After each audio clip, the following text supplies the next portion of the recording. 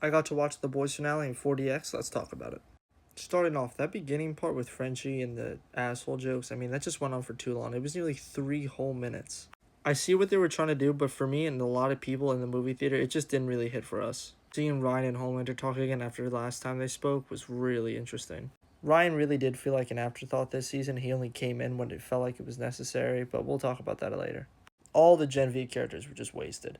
And I've seen people saying, like, why did they build Marie to be as strong as Homelander? She wasn't even going to be there. But I feel like I knew she was never really going to be there. She's not a character from The Boys. She's from a different show. And they really would have made it very confusing for people that just watch The Boys if this character that they barely know anything about was fighting Homelander. So I see why they did that. But they could have done something better than just to send her off to Canada.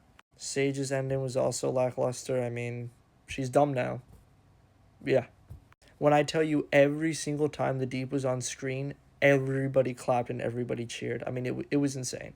If it wasn't obvious enough, Anthony Starr's portrayal as Homelander is just perfection. It deserves so much awarding and just so much love because we've never seen any acting portrayal like this. He truly made Homelander the character he is. Homelander wouldn't exist without Anthony Starr. It was nice seeing Ashley finally come to terms with her inner self and actually finally do the right thing. Now, hey, back to the Deep. I mean, I called it. I literally called it. And I mean, Chase Crawford as the Deep is just so hilarious. I mean, this scene alone, everybody was dying when they saw this in the theaters. And the way that this went down, I think shouldn't have gone down any other way.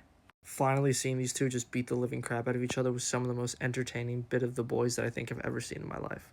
And then even Ryan coming in to help Butcher and Kimiko, I mean, it was a really good fight, I have to say. I mean, just look at his face. And then Butcher's, I mean, this was crazy. After Homelander loses his powers, I mean, Butcher just overpowers him in every definition of the word. Hearing Homelander say that he would suck Butcher was, not gonna lie, it was really weird. Like, everyone in the theater was just like, what? I mean, even Butcher was just like, what? I guess they were just trying to humiliate Homelander. Carl Urban as Butcher, I mean, was so perfect throughout the entire show, and this episode especially. He just has such emotional strength behind him, like his face as he's about to finish off Homelander. Something Butcher's been doing the entire show. He's been built off just fighting Homelander, and now he finally has it. And he's not super happy and super, as thrilled as he. I mean, he was thrilled. Don't get me wrong, but like, he's sad because it won't bring Frenchie back, it won't bring Becca back, and you could see it in his expression. Seeing all the other characters happy and, drinking and smoking and having fun, and then Butcher talks to Ryan, and Ryan says, I want nothing to do with you. It was really emotional, and you really feel for Butcher now. And then he walks in the room and sees that Terror has unfortunately passed away, and this is his breaking point. With Butcher's entire life basically done, he lived. His only purpose for living was to take down Homelander, and he did it. Ryan wants nothing to do with him, and now Terra has passed away, so he has no reason not to use the virus. And oh my gosh, the parallels between Butcher and Homelander here. Now look at this. I'm a sucker for parallels. Look at this. And then boom, Homelander looking out. And then boom, Butcher looking out. I mean, it's the little things like these that just make you love TVs and movies. Like, this was just so cool. Seeing Butcher and Huey confront each other, I mean, it was pretty obvious where everything was going in the scene, but it was still so emotional. As soon as you see Butcher's eyes look like this, and then he thinks of Lenny, you could even see his fingers start to pull away from the trigger that would release the virus, but it's just too late.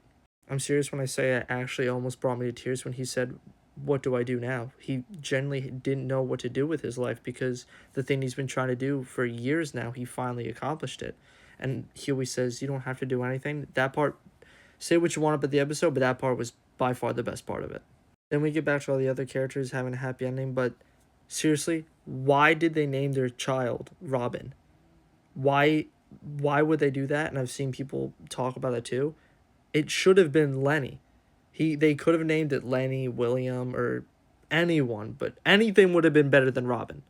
And with that, The Boys is over. After 7 long years, it's over. My final thoughts and views on the finale are that the outcomes I'm very happy with. I'm glad everything that happened did happen. I just think the way they got there was a little rushed. Like, it's very fast paced in this final episode, and they don't really give you a chance to breathe. Like, Homelander's final fight with Butcher, it was great. It should have been longer. It definitely should have been longer. And then Butcher and Huey's final confrontation was over in like a span of a few minutes. But I just feel like the season needed more build up, but overall, it's the ending of a show. It was a very emotional ending. Let me know what you guys think about it down below.